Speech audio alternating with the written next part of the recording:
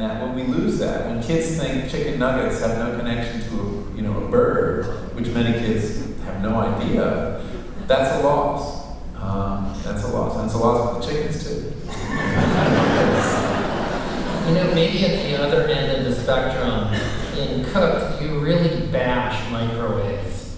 I actually wrote a little quote that might be worth reading.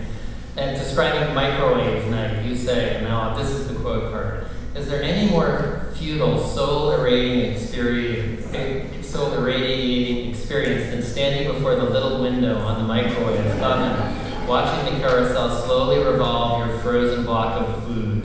It is to feel spiritually unemployed, useless to self and humanity.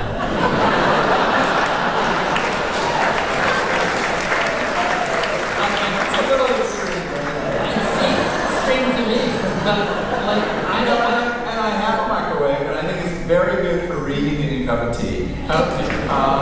And occasionally I'll defrost a loaf of bread or something in it. So I think it's indispensable, but I also think it hasn't really made a positive contribution to our pleasure of eating. Yes, that was apparent.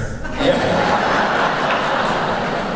But that comes out at the end of this microwave night, where I describe as when I was learning how to cook with my son and my wife and my son, who was a teenager then, he was in high school, said, "Hey, how about a night off? Let's go get some of those microwave meals that they had at the Safeway."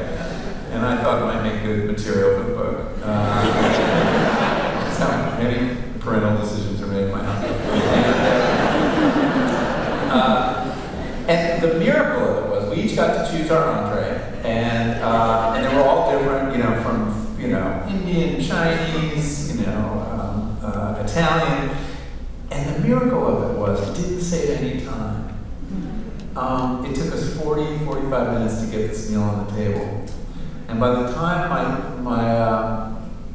by the time the third entree came out, the first one was cold, and I had to go back in and be nuked again, because you can't do them at once. It's an individualistic technology.